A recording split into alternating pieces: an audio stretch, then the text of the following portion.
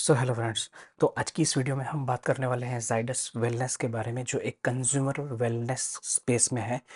और कंपनी जो है वो एक एफएमसीजी कंपनी भी हम जिसको हम बोल सकते हैं।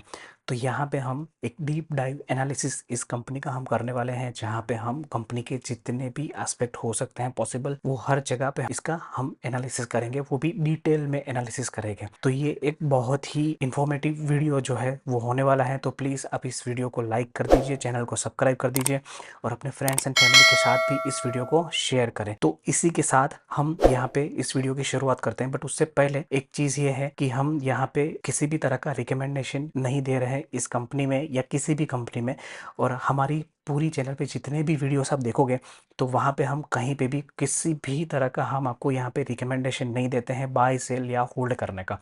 तो आपको जो भी अपना फाइनेंशियल डिसीजन लेना है, वो आपको अपने फाइनेंशियल एडवाइज़र से पूछ के ही वो डिसीजन जो है वो लेना है। तो हमारा काम यहाँ पे सिर्फ़ और सिर्फ आपको एजुकेट करना है, इन्फॉर्म करना है, बस। तो उसी डिस्क्लेमर के साथ आइए वीडियो की शुरुआत करते हैं। पहले तो हम स्टार्ट करते हैं कि कंपनी की जो शुरुआत थी वो कहाँ से हुई थी। तो ये एक चार्ट है कि जहाँ पे हम देख सकते हैं कि कंपनी की जो जर्नी है वो कैसी रही। तो 1988 में कंपनी ने अपना फर्स्ट एवर ब्रांड जो है वो लॉन्च किया, जिसका नाम था शुगर फ्री। और उसके बाद कंपनी ने वेरियस लॉन्चेस किए, जैसे कि 1991 में एवर यूथ जो है, जो कॉस्मेटिक वगैरह जिसकी प्रोडक्ट्स आती है, फेस स्क्रब है, फेस वॉश है, वो सारी प्रोडक्ट्स जो आती है वो 1991 में कंपनी ने लॉन्च किया। उसके बाद 2005 में कंपनी ने शुगर फ्री जो उन्होंने लॉन्च किया था, एक प्रोडक्ट जो था उसका एक अलग वर्जन जिसका नाम था शुगर फ्री नेचुरा करके। फिर 2006 में कंपनी ने न्यूट्रालाइट ये ब्रांड जो है उसको एक्वायर किया। आई थिंक उसकी पेरेंट कंपनी जो थी उससे वो एक्वायर किया, और वहाँ से 2006 में न्यूट्रालाइट की शुरुआत हुई। फिर 2009 में कंपनी जो है वो उसकी जो पेरेंट कंपनी थी जाइडस लाइफ साइंस करके, जो स्टॉक मार्केट में लिस्टेड है, वहाँ से उस कंपनी को डीमर्ज किया गया और कंपनी को सेपरेटली लिस्टेड किया गया, जिसका नाम रखा गया जाइडस वेलनेस लिमिटेड। 2000 में कंपनी जो है वो एनएसई पे लिस्ट हुई। और उसके बाद 2011 में कंपनी ने एक फैसिलिटी स्टार्ट की, मैन्युफैक्चरिंग फैसिलिटी सिक्किम में। फिर 2017 में वापस शुगर फ्री जो ब्रांड है उसका एक नया वेरिएंट जो है उसको लॉन्च किया। तो ऐसे हम देख सकते हैं कि बहुत सारी इवेंट्स हुई है कंपनी में। बट एक क्रिटिकल इवेंट जो है वो हुई 2019 में, कि जब कंपनी ने हाइंस इंडिया प्राइवेट लिमिटेड, मतलब क्राफ्ट हाइंस का जो इंडिया का जो बिजनेस था वो उन्होंने एक्वायर कर लिया। तो जब उन्होंने वो एक्वायर किया तो उसमें मेजरली 3 ब्रांड्स थी, जैसे कि हम यहाँ पे देख सकते हैं कि कंपनी ने हाइंस इंडिया जो लिमिटेड कंपनी, उनका जो इंडिया का जो बिजनेस था उसमें कॉम्प्लान, ग्लूकोन डी, नाइसिल, ये 3 मेजर ब्रांड्स हैं उसको परचेस कर लिया। और उसी के साथ मतलब कंपनी ने हाइंस इंडिया का जो सेल्स एंड डिस्ट्रीब्यूशन का जितना भी नेटवर्क वगैरह था, डीलर का नेटवर्क था, वो सारा का सारा उनको पास आ गया, साइडस वेलनेस के पास। तो ये एक सिग्निफिकेंट इवेंट था कंपनी की जर्नी में। उसके बाद कंपनी ने 2019 में दुबई में भी अपनी एक सब्सिडरी जो है वो फॉर्म की, कि वहाँ पे वो प्रोडक्ट जो है वो सेल कर पाए। फिर 2020 में कंपनी ने न्यूट्रालाइट ये जो ब्रांड है उसका एक वेरिएंट लॉन्च किया, जहाँ पे वो दूध शक्ति, मतलब जो डेयरी प्रोडक्ट्स आती है उसमें वो सेल करेंगे। फिर शुगर फ्री जो है उसका भी एक वेरिएंट लॉन्च किया, और नाइसिल के ब्रांड में भी एक और वेरिएंट लॉन्च किया। और अगेन एवर यूथ में उन्होंने एक दूसरा एलोवेरा जेल करके एक दूसरा वेरिएंट भी लॉन्च किया। फिर 2021 में कंपनी ने अपना जो न्यूट्रालाइट का जो पोर्टफोलियो है उसमें बटर को भी ऐड किया, और फिर एवर यूथ में बॉडी लोशन भी उन्होंने ऐड किया। तो ये अभी तक की कंपनी की जो जर्नी है वो ये है, मतलब 2021 तक जो कंपनी की वेबसाइट पे अवेलेबल है। और कंपनी के बारे में एक एम्बिट कैपिटल करके एक रिसर्च हाउस है, उन्होंने जो एक डिटेल रिपोर्ट दिया था उसके हिसाब से हमने यहाँ पे ये प्रेजेंट किया कि कंपनी की जर्नी जो है वो अभी तक कैसी रही है। उसके बाद अगर हम देखें, एज ऑफ नाउ कंपनी के पास 4 मेजर मैन्युफैक्चरिंग फैसिलिटी है, एक गुजरात में है, एक उत्तर प्रदेश में है, और 2 सिक्किम में है एज ऑफ नाउ। उसके बाद कंपनी अगर हम देखें तो वो इंडिया में तो पान इंडिया वो कंपनी का जो प्रेजेंस है वो तो है ही, but otherwise apart from that company जो है वो 26 कंट्री में अपना जो प्रोडक्ट्स है वो एक्सपोर्ट करती है। तो on the face of it हमें ये लगता है कि नहीं, कंपनी अच्छा तो कर रही है, बट अगर हम देखने चाहें तो कंपनी का एक्सपोर्ट का रेवेन्यू है, मतलब अगर परसेंटेज ऑफ टोटल जो टर्नओवर है वो सिर्फ और सिर्फ 3% है, मतलब वो बहुत ही कम है एज ऑफ नाउ। मतलब यहाँ पे कंपनी के पास अपॉर्चुनिटी हो सकती है कि कंपनी जो है वो और मार्केट्स में एक्सपांड करे और अपना जो एक्सपोर्ट का जो परसेंटेज है और रेवेन्यू तो वो उसको बढ़ा सकती है। तो ये अभी कंपनी के पास एक अपॉर्चुनिटी है। अभी नेक्स्ट अगर हम देखने चाहें कि कंपनी का जो टोटल एड्रेसेबल मार्केट है, अगर जितनी भी प्रोडक्ट्स है, जितनी भी ब्रांड्स है, उसका एक टोटल यूजर बेस कितना हो सकता है, उसके कितने कस्टमर्स है, तो वो समवेयर अराउंड 5 करोड़ प्लस है। अभी ये नंबर जो था वो समवेयर अराउंड 1.7 1.8 करोड़ के आसपास था before acquisition of Heinz India limited. उसके बाद कंपनी का जो टैम है, मतलब टोटल एड्रेसेबल मार्केट जो है वो सिग्निफिकेंटली इंक्रीज हुआ, क्योंकि जो 3 ब्रांड उन्होंने एक्वायर करी उनका जो यूजर बेस है वो बहुत ज़्यादा था। ये जो एक्विजिशन किया जाइडस वेलनेस है, तो वो कंपनी के लिए कितना बेनिफिशियल हुआ ये हम आगे की स्लाइड्स में भी हम देखने वाले हैं। तो अगर हम यहाँ पे ये देखें कि अभी एज ऑफ नाउ कंपनी का जो पोर्टफोलियो है वो क्या है, तो अभी कंपनी के पास 6 मेजर ब्रांड्स है। तो इसमें सबसे पहला है ग्लूकॉन डी, फिर नेक्स्ट है एवर यूथ। अभी एवर यूथ क्या है? एवर यूथ मतलब यहाँ पे जितने भी कॉस्मेटिक आते हैं, फेस वॉश आ गया, फेस स्क्रब आ गया, ऐसे बहुत सारे कॉस्मेटिक है। और रिसेंटली जैसे हमने देखा कि एवर यूथ ने बॉडी लोशन भी लॉन्च किया है। तो ऐसे ही फिर नेक्स्ट है शुगर फ्री की, जहाँ पे अपना जो रेगुलर शुगर आता है, अगर उसको अगर हम रिप्लेस करना है आर्टिफिशियल स्वीटनर से, तो शुगर फ्री जो है वो यूज़ होता है। और शुगर फ्री जो है वो ऑलमोस्ट एक मोनोपोलिस्टिक ब्रांड है कंपनी के लिए। फिर है कॉम्प्लान की, जो हम बहुत सालों से, जब हम छोटे छोटे थे तब से हम ये ब्रांड के बारे में सुनते हैं कि अगर किसी को अगर हाइट बढ़ाना है तो कॉम्प्लान पीना चाहिए। तो कॉम्प्लान भी अभी कंपनी के पोर्टफोलियो में आ चुका है after the acquisition of Heinz India. फिर है न्यूट्रालाइट की, जो कंपनी का एक डेयरी पोर्टफोलियो है, मतलब यहाँ पे वो बटर, मेयोनीज है, ये सारी चीज़ें अभी के लिए वो लोग सेल कर रहे हैं। फिर नेक्स्ट है कंपनी का नाइसिल, मतलब ये जो प्रिकली हीट पाउडर वगैरह आता है, जो हम गर्मियों की सीज़न में जनरली बच्चों या बड़े लोगों को हम जनरली अप्लाई करते हैं इनकेस अगर ऐसा कुछ होता है। तो ये 6 मेजर ब्रांड्स है अभी के लिए कंपनी के पास। और अगर हम कंपनी का पेनेट्रेशन देखें, मतलब हर एक ब्रांड के लिए हम अगर पेनेट्रेशन देखें, तो अभी पेनेट्रेशन जो है वो सिर्फ डबल डिजिट में है, मतलब हायर डबल डिजिट में है। यहाँ पे ग्लूकोन डी का अभी जो पेनेट्रेशन है वो सिर्फ 13% है। फिर है एवर यूथ के लिए वो 20% है। शुगर फ्री के लिए अभी सिर्फ और सिर्फ 12% है। फिर ऐसे कॉम्प्लान के लिए 24% है, न्यूट्रालाइट के लिए 17% है, और नाइसिल के लिए 16% अभी तक है। मतलब पेनिट्रेशन, मतलब कि जितने भी टोटल यूजर जो कंपनी के इस प्रोडक्ट के, इस ब्रांड के हो सकते हैं, उसमें से अभी वो कितने लोग यूज कर रहे हैं। तो यहाँ पे जैसे हम फॉर एग्जांपल अगर हम देखें, तो 24% कॉम्प्लान का जो पेनिट्रेशन है, मतलब यहाँ पे अभी और स्कोप है अपनी कंपनी के पास कि जहाँ से वो अपनी जितनी भी कॉम्प्लान का जो पोर्टफोलियो है प्रोडक्ट्स का, वो अभी और बड़ा कर सकते हैं, मतलब अभी और यूजर आना बाकी है। तो इस तरह से हमको कंपनी का जो पेनिट्रेशन है वो हमें यहाँ पे देखना चाहिए, मतलब कंपनी के पास अभी भी ग्रोथ अपॉर्चुनिटीज है। फिर नेक्स्ट अगर हम देखें, अभी हमने देख लिया कि कंपनी का जो पोर्टफोलियो है वो कितना बड़ा है, राइट, मतलब 6 ब्रांड है। तो अभी हमें ये भी देखना है कि हर एक ब्रांड में से कंपनी का जो रेवेन्यू है वो कितना आता है। तो यहाँ पे एक चार्ट है, तो यहाँ पे जैसे हम देख सकते हैं कि ग्लूकोन डी में से मैक्सिमम कंपनी का जो रेवेन्यू आता है वो है 26%। फिर कॉम्प्लान में आता है 24%, एंड थर्ड नंबर पे है शुगर फ्री 21%। फिर नाइसिल में है 14%, एवर यूथ में है 9%, और न्यूट्रलाइट से अभी सिर्फ और सिर्फ 6% का अभी तक रेवेन्यू जो है वो आ रहा है। ये जो डेटा है वो हमने यहाँ पे एम्बिट कैपिटल का एक रिसर्च रिपोर्ट 2021 में आया था, जो बहुत ही डिटेल रिपोर्ट था, और इसकी लिंक भी हमने यहाँ पे दे रखी है, तो आप जाके एक्सेस भी कर सकते हो। तो यहाँ से वो हमने डेटा लिया है। तो अगर आप यहाँ पे अगर देखते हो, तो इसमें से ऑलमोस्ट, मतलब अगर कॉम्प्लान, ग्लूकोन डी और नाइसिल, ये 3 ब्रांड्स जो है, जो कंपनी ने हाइंस इंडिया का जो बिजनेस था वहाँ से एक्वायर करी थी।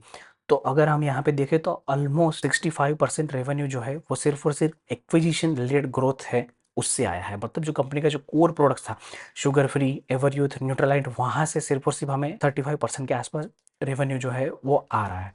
तो ये चीज़ भी हमें देखना है। फिर नेक्स्ट अगर हम देखें कि कंपिटिटिव पोजीशनिंग क्या है, मतलब कंपनी के पास अभी के लिए जितनी भी ब्रांड्स हैं उसके हिसाब से कंपनी की कंपिटिटिव पोजीशनिंग क्या है। जैसे कि आप यहाँ पे देख सकते हैं कि ग्लूकोन डी जो है वो एक ग्लूकोज पाउडर की कैटेगरी में काम करता है। अभी वो कैटेगरी के अंदर ग्लूकोन डी जो है उसका मार्केट रैंक जो है वो नंबर 1 है। कंपनी का जो, मतलब ग्लूकोन डी का जो मार्केट शेयर है वो 60% जितना मार्केट शेयर, मतलब ऑलमोस्ट मोनोपोलिस्ट जैसा हम उसको बोल सकते हैं। और यहाँ पे जैसे हम देख सकते हैं कि मार्केट शेयर में भी जो चेंज आया है वो इतना सिग्निफिकेंट नहीं आया है। मतलब कंपनी, ऐसा हम बोल सकते हैं कि ग्लूकोन डी को लेके अभी जो मार्केट शेयर है वो ऑलमोस्ट सिमिलर लेवल है, स्टेबल है, मतलब ऐसा कुछ बड़ा भी नहीं है और इतना कुछ घटा भी नहीं है। फिर नेक्स्ट नेक्स्ट है कॉम्प्लान की जो हेल्थ फूड ड्रिंक में जो काम करता है, तो कॉम्प्लान का जो मार्केट रैंक है वो नंबर 5 पे है। अभी उसके आगे वहाँ पे बहुत सारे कॉम्पिटिटर्स है, स्ट्रॉन्ग कॉम्पिटिटर्स है, जैसे कि हॉर्लिक्स हो गया, फिर बूस्ट हो गया, बॉर्नविटा हो गया, पतंजलि का भी आई थिंक एक वेरिएंट है कि जो इस सेम सेगमेंट में काम करता है। और अभी कॉम्प्लान का जो मार्केट शेयर है वो सिर्फ और सिर्फ 4.3% है, मतलब वो बहुत ही कम है एज ऑफ नाउ। जबकि कॉम्प्लान और ग्लूकोन डी ये दोनों मतलब ऑलमोस्ट 6 डिकेड से भी ज़्यादा उस ब्रांड्स को हो गया, लॉन्च हुआ है। ग्लूकोन डी जो है वो 1933 में लॉन्च हुआ था, जबकि कॉम्प्लान जो है वो 1954 या 1955 के आसपास लॉन्च हुआ था। और तब से लेके वो इस ब्रांड को प्रमोट कर रहे हैं, उसकी प्रोडक्ट्स जो है वो सेल कर रहे हैं। बट फिर भी अगर हम यहाँ पे देखते हैं तो ग्लूकोन डी ने तो अपना 60% मार्केट शेयर है वो गेन किया है, बट कॉम्प्लान जो है वो अपना मार्केट शेयर जो है वो स्टेबल नहीं रख पाया है, मतलब उसको वो प्रोटेक्ट नहीं कर पाया है। जैसे भी हम यहाँ पे देख सकते हैं कि कॉम्प्लान का मार्केट शेयर सिर्फ और सिर्फ अभी 4.3% है। फिर नेक्स्ट अगर हम देखें शुगर फ्री की, जो कंपनी ने खुद लॉन्च किया था, आई थिंक सबसे पहली ब्रांड थी जाइडस वेलनेस की जो शुगर फ्री करके आई थी, और उसका मार्केट शेयर जो है वो 96% है, मतलब ऑलमोस्ट डोमिनेट कर चुका है पूरी कैटेगरी को। और उसमें भी मार्केट शेयर जैसे कि हम देख सकते हैं वो ऑब्वियसली नंबर 1 पे है अभी। और शुगर फ्री जो है वो कंपनी का जो है वो कैश काउ है, हाई मार्जिन वाला बिजनेस है, कि जहाँ पे कंपनी का मार्जिन जो है वो बहुत ज़्यादा है compare to Glucon D, Complan and Nycil की जो उन्होंने हाइंस इंडिया से बाय किया था। फिर नेक्स्ट है शुगर लाइट, मतलब आई थिंक यहाँ पे उन्होंने शुगर लाइट को अभी रीब्रांडेड कर दिया है और आई एम लाइट करके ब्रांड को रीब्रांड कर दिया है यहाँ पे। तो आई एम लाइट ये जो शुगर आता है वो मतलब जो हमारी रेगुलर शुगर आता है उसी टाइप का ये शुगर है, बट यहाँ पे अभी मतलब ये ब्रांड जो है वो अभी लॉन्च हुआ है, तो इसके लिए अभी पर्टिकुलर डेटा इतना अवेलेबल नहीं है। तो नेक्स्ट है नाइसिल की, जो अगेन वो हाइंस इंडिया प्राइवेट लिमिटेड से कंपनी ने एक्वायर किया था। तो ये प्रिकली हीट पाउडर के सेगमेंट में कैटेगरी में काम करता है, और वहाँ पे उसका मार्केट रैंक जो है वो नंबर 1 है, और मार्केट शेयर जो है वो अराउंड 35% है।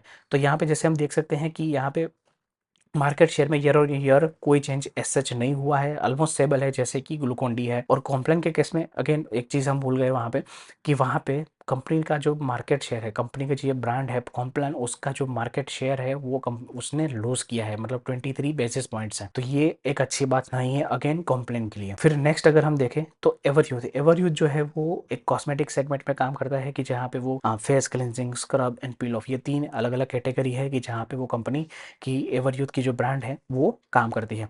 तो अगर यह फेस क्लिनजिंग वाली जो कैटेगरी है तो वहाँ पे उसका मार्केट रैंक जो है वो नंबर 5 पे है, और 6.2% उसका जो मार्केट शेयर है। और वहाँ पे एक्चुअली में अगर हम यहाँ पे देखें तो मार्केट शेयर जो है वो एवरयूथ ने लूज किया है, जो अगेन एक अच्छी बात नहीं है। फिर अगर स्क्रब एंड पील ऑफ के सेगमेंट में अगर देखें तो 44.4%, 79.5% जितना मार्केट शेयर जो है वो उसने गेन करके रखा है, और दोनों में वो मार्केट रैंक नंबर 1 पे है, which is a good thing for the company and for the brand. और यहाँ पे अगेन एक गुड न्यूज ये भी है कि दोनों कैटेगरी मतलब स्क्रब एंड पील ऑफ में एवरयूथ ने अपना जो मार्केट शेयर है वो बढ़ाया है, विच is a good thing for the company.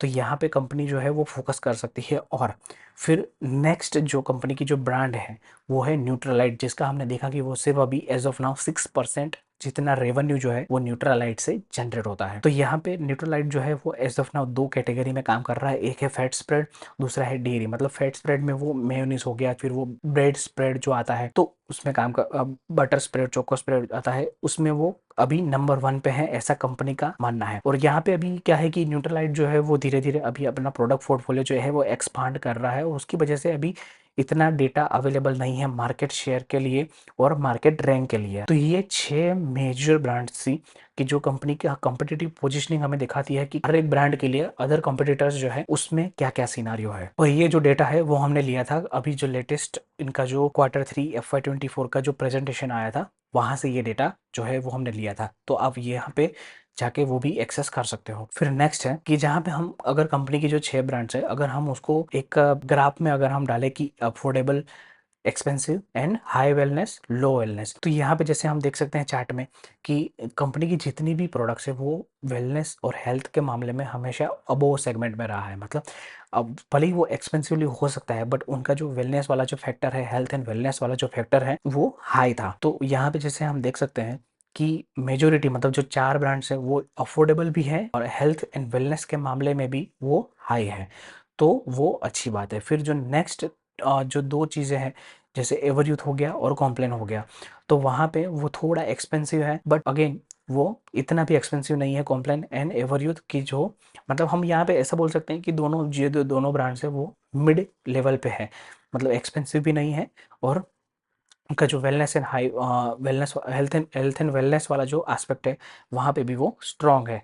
तो ये चीज़ हमें यहाँ पे देखना है। फिर नेक्स्ट है पॉजिटिव्स एंड नेगेटिव्स, मतलब इस स्लाइड पे आपको बहुत ही ज़्यादा फोकस करना है और हम यहाँ पे बहुत ही डिटेल में यहाँ पे हम सारी की चीज़ों के बारे में डिस्कस करने वाले हैं एक एक पॉइंट पे। तो आइए स्टार्ट करते हैं। सबसे पहला अगर यहाँ पे है तो हमें ये चीज़ देखना है कि कंपनी के पास जितने भी ब्रांड्स हैं, जो 6-7 ब्रांड्स अभी कंपनी के पास है, वो सारे के सारे स्ट्रॉन्ग है। मतलब अगर हम आई एम लाइट जो उन्होंने रिसेंटली लॉन्च किया है, अगर हम उसको इग्नोर करते हैं तो बाकी की जो 6 ब्रांड्स हैं वो स्ट्रॉन्ग ब्रांड्स हैं। जैसे हमने पहले भी आपको बताया, ग्लूकोन डी और कॉम्प्लान ये दोनों ब्रांड्स को लॉन्च हुए, ऑपरेशनल हुए ऑलमोस्ट 6 डिकेड से भी ज़्यादा हो चुका है।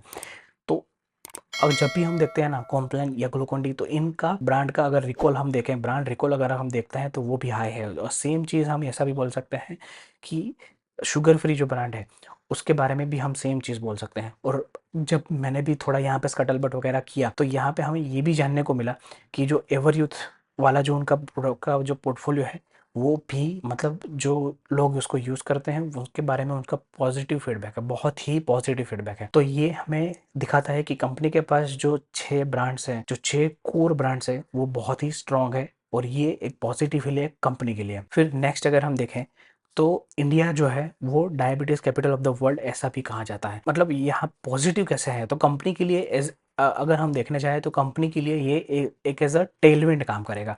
मतलब कंपनी की जो मेन प्रोडक्ट है कि जहाँ पे उसका 96% मार्केट शेयर है, जो शुगर फ्री नाम है जिसका, शुगर फ्री जो प्रोडक्ट्स आती है उसका जो मेन, जिसको हम बोल सकते हैं कि जो उसका मेन अगर कोई कस्टमर है, कोई यूज़र है, तो वो डायबिटीज़ के जो पेशेंट हैं वो है। क्यों? क्योंकि डायबिटीज़ के जो पेशेंट है वो डायरेक्टली शुगर जो है उसको कंज्यूम नहीं कर सकते हैं। तो अगर उनको कुछ अगर स्वीट खाना है तो उनको मतलब आर्टिफिशियल स्वीटनर जो आते हैं वो यूज़ करने पड़ेंगे, कि जहाँ पे शुगर फ्री जो है वो एक ट्रस्टेड ब्रांड है। और एज ऑफ नाउ जब आप देखोगे तो शुगर फ्री के जो कस्टमर बेस है वो एक्चुअली में बढ़ता जा रहा है। क्यों? क्योंकि इंडिया में नंबर ऑफ डायबिटीज़ के जो पेशेंट्स हैं वो भी बढ़ रहे हैं। और एज ऑफ नाउ एक जैसे भी आप देख रहे हो स्क्रीन पे कि कुछ समवेयर अराउंड 100 मिलियन जितने डायबिटिक पेशेंट जो है वो सिर्फ और सिर्फ इंडिया में है। तो ये अच्छी बात नहीं है। अगर हम एज अ पेशेंट, अगर हमारी लाइफ के हम मतलब पर्सनली बात कर रहा हूँ, but for the company it is positive, क्योंकि जितने ज़्यादा डायबिटीज़ पेशेंट जो है वो बढ़ते जाएंगे उतना ही उनका जो यूज़र बेस है वो भी बढ़ता जाएगा। तो ये एक कंपनी के लिए टेलविंड की तरह काम कर सकता है।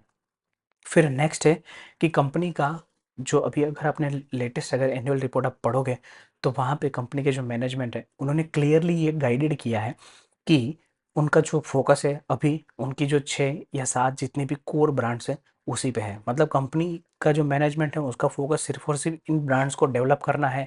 उनका जो पेनिट्रेशन जो हमने देखा कि वो डबल डिजिट में है उसको और इंक्रीज करना है। तो ये एक दिखाता है कि मैनेजमेंट का जो फोकस है वो क्लियर है कि उनका जो 6 या 7 जितने भी ब्रांड्स है उसी का हमें पेनेट्रेशन बढ़ाना है, उसका सेल्स एंड डिस्ट्रीब्यूशन पे फोकस करना है, उनके मार्केटिंग जो है, एडवर्टाइजिंग है, उसके ऊपर हमें फोकस करना है। तो ये एक अच्छी चीज़ है कि जब कंपनी का मैनेजमेंट खुद ऐसा बोलता है कि हमें हमारी जो अभी कोर ब्रांड्स है उसी को ही हमें और एक्सटेंड करना है और डेवलप करना है। तो ऐसे होगा क्या कि कंपनी का जो रेवेन्यू है वो नेचुरली ऑब्वियसली वो इंक्रीज होगा। फिर नेक्स्ट है कंपनी का जो डेट टू इक्विटी रेशियो है वो बहुत कम है। मतलब एज ऑफ नाउ जो कंपनी का डेट टू इक्विटी रेशियो है वो समवेयर अराउंड 0.08 या 0.07 के आसपास है। एक टाइम पे कंपनी ने जब हाइंज इंडिया प्राइवेट लिमिटेड को, जब उनका उनका जो इंडिया का बिजनेस जो था जब वो एक्वायर किया तो कंपनी ने सिग्निफिकेंट अमाउंट ऑफ डेट लिया था उस टाइम पे। बट आप देखोगे कि जैसे जैसे कंपनी का टाइम गया, जैसे जैसे कंपनी के पास कैश फ्लो आता गया, तो उस तरह से कंपनी ने जो अपना डेट है वो रिड्यूस करते गए और every quarter they are reducing the debt. तो ये एक अच्छी बात है। ये हमें ये भी दिखाता है कि कंपनी का जो फोकस है वो ये है कि कंपनी को डेट फ्री जल्दी से जल्दी होना है। मतलब कंपनी को अपने ऊपर 1 रुपये का भी डेट नहीं रखना है और ये अच्छी बात है। मतलब कंपनी, और दूसरी चीज़ ये भी है कि कंपनी अभी आप देखोगे तो डिविडेंड बहुत ही कम दे रही है, जो अच्छी बात है अगेन कि जबकि कंपनी के पास डेट है तो पहला उनका फोकस ये होना चाहिए कि कंपनी का जो डेट है वो कैसे चुकाया जाए, और उसके बाद अगर वो कैश फ्लो जो है वो अगर एक्सेस बचता है तभी अगर उनको डिविडेंड देना चाहिए। तो ये एक अच्छा कैपिटल एलोकेशन का साइन है मेरे हिसाब से। नेक्स्ट अगर हम देखें तो कंपनी के जो प्रमोटर्स हैं, राइट, उनका समवेयर अराउंड 69% जितना अभी के लिए अभी कंपनी में स्टेक है। तो ये एक अच्छी बात है। मतलब अगर आप देखोगे तो कंपनी में जो प्रमोटर की जो होल्डिंग है वो कंटिन्यूअसली बढ़ रही है यहाँ पे, which is a good sign. तो ये हमें समझना है कि कंपनी का अगर स्किन इन द गेम होगा, मतलब कंपनी के प्रमोटर जो है उनका अगर सिग्निफिकेंट स्टेक होगा, तो वो उतना ज़्यादा उनके ऊपर फोकस करेंगे। वो भी चाहेंगे कि जो वैल्यू है वो क्रिएट होनी चाहिए शेयर होल्डर के लिए भी और कंपनी के लिए भी। तो ये स्किन इन द गेम वाला जो बॉक्स है वो भी यहाँ पे टिक हो रहा है कंपनी के लिए। फिर नेक्स्ट है कि इंडस्ट्री जो है वो ग्रो कर रही है। मतलब सारी सारी ब्रांड्स की हम ऐसा बात नहीं कर सकते, but for example sugar free हो गया, फिर एवर यूथ हो गया, फिर ग्लूकोन डी जो है वहाँ पे है, फिर न्यूट्रालाइट वाला जो पार्ट है। तो ये 3-4 ब्रांड्स जो है कि जहाँ पे वो जिस भी इंडस्ट्री में काम कर रहे हैं, वहाँ पे जो पूरी इंडस्ट्री है, पूरी कैटेगरी है, वो भी साथ में ग्रो कर रही है और उसके हिसाब से जो कंपनी का जो ग्रोथ है, वो नेचुरली होने वाला है। तो ये एक कंपनी के लिए टेलविंड है अभी के लिए। अभी पर्सनली मैंने भी बहुत सारी जगहों पे, मतलब रेस्टोरेंट में भी आप देखोगे तो वहाँ पे शुगर फ्री के जो सैचेस आते हैं, वो भी बहुत सारे मुझे अभी देखने को मिले हैं और ये एक कंपनी के लिए भी पॉजिटिव साइन है। फिर नेक्स्ट अगर हम देखें तो यहाँ पे है कि कंपनी का जो मैनेजमेंट है वो भी एक्सपीरियंस है। मतलब रिसेंटली आई थिंक 2015 या 2016 के आसपास कंपनी ने अपना जो सीईओ था उसको चेंज किया था और तरुण अरोरा करके एक इंडस्ट्री एक्सपीरियंस प्रोफेशनल है, उनको यहाँ पे उन्होंने सीईओ का पोजीशन दिया था। आई थिंक तरुण अरोरा जो है उससे जाइडस वेलनेस को ज्वाइन करने से पहले उन्होंने डावन करके एक एफएमसीजी कंपनी है उनमें वो काम करते थे और उनका जो पूरा इंडिया बिजनेस था वो संभालते थे। तो मतलब एज ऑफ नाउ अगर हम देखें तो कंपनी का जो मैनेजमेंट है वो एक्सपीरियंस मैनेजमेंट है और ऐसा भी लगता है कि कंपनी का जो मैनेजमेंट है वो कैपेबल भी है। फिर नेक्स्ट है कि कंपनी दूसरे, मतलब जैसे हमने देखा कि कंपनी ऑलरेडी 26 जियोग्राफीज में काम कर रही है, 26 कंट्रीज में वो काम कर रही है। तो कंपनी और भी फोकस कर रही है कि उनको नए नए कंट्रीज में वो कैसे अपना जो बिजनेस है उसको वो एक्सटेंड कर सके। फॉर एग्जांपल रिसेंटली उन्होंने बांग्लादेश में एक सब्सिडरी फॉर्म करी है कि जहाँ पे वो अपनी जो प्रोडक्ट्स है वो सेल करना स्टार्ट करेंगे। फिर उसके बाद आई थिंक सार्क और मिडल ईस्ट वगैरह ये जो रीजन्स है वहाँ पे भी वो अपना जो फोकस कर रहे हैं कि वहाँ पे हम कैसे अपना जो प्रोडक्ट्स है उनको वहाँ पे भी हम सेल कर सकें। तो ये एक अच्छी बात है मतलब कंपनी के लिए कि अगर वो नई जियोग्राफीज में अगर वो एंटर करेंगे, ग्रेजुअली एंटर करेंगे, तो कंपनी का जो रेवेन्यू है वो बढ़ सकता है, कंपनी का जो एक्सपोर्ट का जो बिजनेस है वो भी बढ़ सकता है। और जैसे हमने पहले भी ये चीज़ नोटिस किया कि एज ऑफ नाउ कंपनी का जो एक्सपोर्ट का जो रेवेन्यू है as a percentage of total revenue वो सिर्फ और सिर्फ 3% है। तो अगर कंपनी अगर नए जियोग्राफी में जाती है वहाँ पे भी उनकी जो लोकेलिटी है उसको समझ के अगर डीप रिसर्च करके अगर अपना प्रोडक्ट का जो पोर्टफोलियो है वो अगर वहाँ पे वो अवेलेबल कराते हैं, सेल कराते हैं, सेल्स एंड डिस्ट्रीब्यूशन को वो मैनेज करते हैं, तो ये ऑलमोस्ट ऑब्वियस है कि कंपनी का जो रेवेन्यू है वो और बढ़ेगा। तो ये अगेन एक टेलविंड की तरह काम कर सकता है कंपनी के लिए। तो ये तो सारे हो गए पॉजिटिव्स की जिसके बारे में हमने बात कर ली अभी तक। बट कंपनी के बारे मतलब ऐसा नहीं है कि सिर्फ और सिर्फ पॉजिटिव है, हर बिजनेस के लिए देर आर नेगेटिव्स। तो कंपनी के नेगेटिव्स क्या है, उनको क्या हेडविंड्स जो है वो फेस कर सकती है कंपनी। तो सबसे पहला अगर कोई हेडविंड है यहाँ पे तो कंपनी हमें ये देखना है कि कंपनी की जो मेजर जो ब्रांड्स हैं जैसे कि कॉम्प्लेन हो गया, फिर ग्लूकोन डी हो गया, फिर एवरयूथ है, न्यूट्रालाइट है, तो ये जितनी भी 3-4 ब्रांड्स हैं तो वहाँ पे कंपटीशन जो है वो बहुत ही सिग्निफिकेंट है। फॉर एग्जांपल अगर हम देखें कि अगर न्यूट्रालाइट की अगर हम बात करते हैं तो न्यूट्रालाइट जो है वो एक dairy and food fat spread ये दो कैटेगरी में अभी काम कर रही है। तो डेयरी में ऑलरेडी वहाँ पे अमूल जैसा बहुत ही स्ट्रांग प्लेयर है, फिर अमूल है, फिर दूसरे भी बहुत सारे मिल्क एंड डेयरी वाले प्रोडक्ट्स में बहुत सारे स्ट्रांग प्लेयर वहाँ पे एस्टेब्लिश प्लेयर है। तो ऐसी हाईली कॉम्पिटिटिव इंडस्ट्री में कंपनी को अपना जो प्रोडक्ट्स है उसको सेल कर पाना और दूसरा अपना जो मार्जिन है उसको मेंटेन कर पाना बहुत ही डिफिकल्ट होगा। तो ये एक पॉइंट जो है, ये जो एक हेडविंड है वो हमें याद रखना है जब भी हम इस कंपनी को हम स्टडी कर रहे हैं तो। और सेम चीज़ एवरयूथ के बारे में भी है कि जहाँ पे लेट्स से कि अगर आप देखोगे तो वहाँ पे भी एवरयूथ का जो प्रोडक्ट पोर्टफोलियो है उसके सामने एचयूएल मतलब हिंदुस्तान यूनिलीवर का भी बहुत सारे प्रोडक्ट्स जो है वहाँ पे आते हैं, प्लस हिमालय करके एक ब्रांड है जो भी इस ऑलमोस्ट सिमिलर सेगमेंट में वो काम करता है। तो ये यहाँ पे एवरयूथ वाला जो सेगमेंट है ब्रांड है वहाँ पे भी कंपनी को अच्छा खासा कंपटीशन जो है वो फेस करना पड़ता है। और सेम चीज़ है कॉम्प्लान के बारे में। कॉम्प्लान जैसे हमने देखा है वो आई थिंक 5th नंबर पे वो था मार्केट रैंक और उसका जो मार्केट शेयर वो भी बहुत कम है, मतलब समवेयर अराउंड 4.3% है। अभी वहाँ पे जैसे हम देख सकते हैं कि हॉर्लिक्स जो है वो 70% मार्केट शेयर अकेला लेके बैठा है, जो अगेन एचयूएल ब्रांड है। फिर दूसरा है कि जहाँ पे बूस्ट है, फिर बॉर्नविटा है, और पतंजलि का भी आई थिंक ए और एक वेरिएंट जो है वो सिमिलर सेगमेंट में काम करता है। वो कॉम्प्लेन वाला जो सेगमेंट है कि जहाँ पे कंपनी का रेवेन्यू जो है वो बहुत ज़्यादा आता है, वहाँ पे भी कंपनी को कंपटीशन जो है वो बहुत ही ज़्यादा फेस करना पड़ेगा।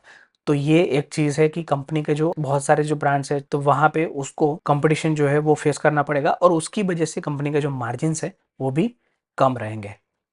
फिर नेक्स्ट है काउंटरफीट प्रोडक्ट्स, मतलब यहाँ पे ये ऑलमोस्ट एवरी एफएमसीजी कंपनी के लिए ये एप्लीकेबल हो सकता है कि जैसे कि फॉर एग्जांपल अगर कोई एक्सपेंसिव एफएमसीजी प्रोडक्ट है जैसे कि एवरयूथ हो गया, तो वहाँ के पे मतलब बहुत सारे काउंटरफीट प्रोडक्ट्स, मतलब जो फेक प्रोडक्ट्स आते हैं वो भी मतलब वहाँ पे आ सकते हैं, और उसकी वजह से कंपनी को भी रेवेन्यू में डैम्पन आ सकता है। तो ये चीज़ भी हमें देखना है कि काउंटरफीट प्रोडक्ट्स का जो थ्रेट है वो भी हाई है। फिर नेक्स्ट है कि इन्फ्लेशन और fluctuation in raw material prices, मतलब बहुत सारी कंपनी की जो प्रोडक्ट्स है वो मिल्क या तो मिल्क एंड डेरिवेटिव्स है, या तो शुगर है, या तो शुगर के जो रॉ मटेरियल रहता है उसके ऊपर वो डिपेंडेंट है। तो इसकी वजह से अगर ये मतलब ये सारी जितने भी रॉ मटेरियल है वो सारे के सारे कमोडिटी है, तो कमोडिटी के जो प्राइसेस है वो ऊपर नीचे हो सकते हैं, कोई जियोपॉलिटिकल टेंशन हो सकता है, उसकी वजह से भी प्राइसेस जो है वो ऊपर नीचे हो सकते हैं। तो इसकी वजह से कंपनी के जो मार्जिन्स हैं उसमें भी चेंजेस आ सकते हैं, जो मार्जिन जो है वो कम हो सकते हैं।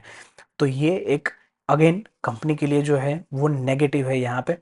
फिर नेक्स्ट है कि कॉन्ट्रैक्टिव ओपीएम्स, ओपीएम्स मतलब कि ऑपरेटिंग प्रॉफिट मार्जिन जो है वो कंटिन्यूअसली कंपनी के लिए रिड्यूस हो रहा है। अगर आप देखोगे तो कंपनी ने जब से 2018 में जब से उन्होंने हाइंस इंडिया प्राइवेट लिमिटेड का इंडिया बिजनेस जब से एक्वायर किया है, तब से लेके कंपनी के जो ओपीएम्स है वो कंटिन्यूअसली कम हो रहे हैं। वो अच्छी बात नहीं है।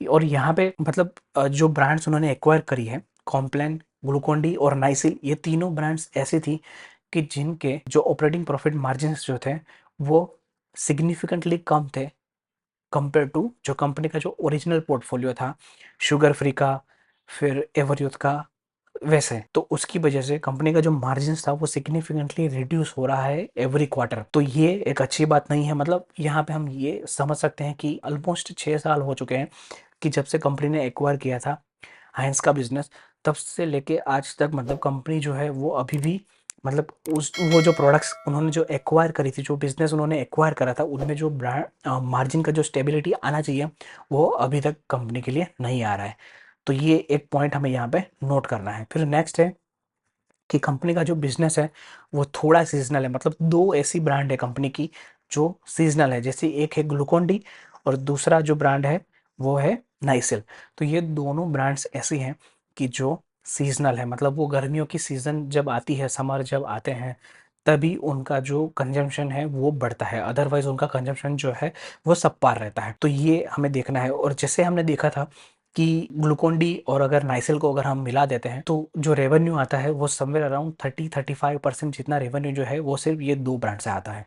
तो अगर समर के अलावा जितने भी सीजन्स हैं उस टाइम पे इन दो प्रोडक्ट्स का, इन दो ब्रांड्स का अगर कंजप्शन कम हो जाता है तो कंपनी का जो ओवरऑल जो टॉप लाइन ग्रोथ है वो भी कम हो सकता है। तो ये भी एक चीज़ हमें देखना है कि यहाँ पे थोड़ा सीजनलिटी वाला एलिमेंट जो है वो इस कंपनी में है।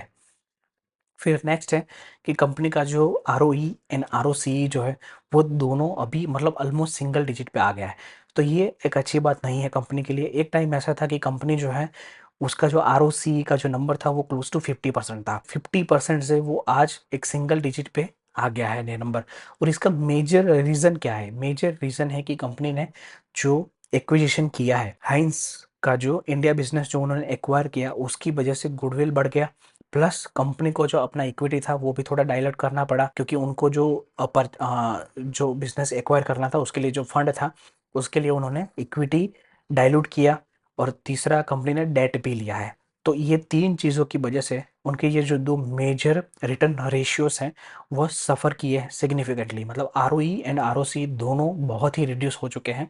और उसकी वजह से एक पर्टिकुलर मतलब इन्वेस्टर्स होते हैं वो भी ये देखते हैं कि आरओसी दोनों ये जो नंबर्स हैं वो बहुत ही कम है, तो हम इसमें इन्वेस्ट क्यों करें। ये एक कंसर्न जनरली इन्वेस्टर्स के माइंड में भी रहता है। तो ये एक अच्छी बात नहीं है अगेन कंपनी के लिए। फिर नेक्स्ट अगर हम देखें कि कंज्यूमर का जो प्रेफरेंस है वो भी धीरे धीरे चेंज हो रहा है।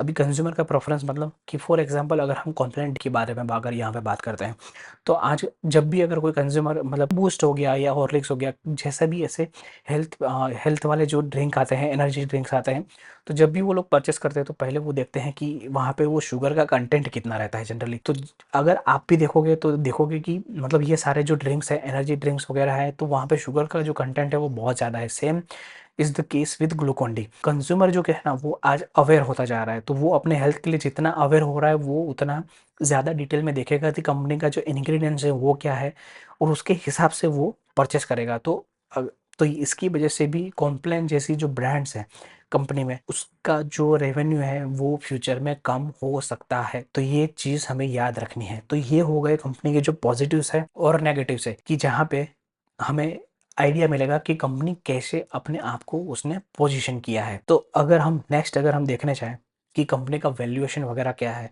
तो यहाँ पे हम देख सकते हैं कि अभी एज़ ऑफ नाउ कंपनी जो है अपने जो 5 ईयर उसका जो median price to earning ratio है, उसी के आसपास वो ट्रेड कर रहा है। मतलब ऐसा भी नहीं है कि वो हाईली ओवरवैल्यूड है या ओवरवैल्यूड है या हाईली अंडरवैल्यूड है या अंडरवैल्यूड है।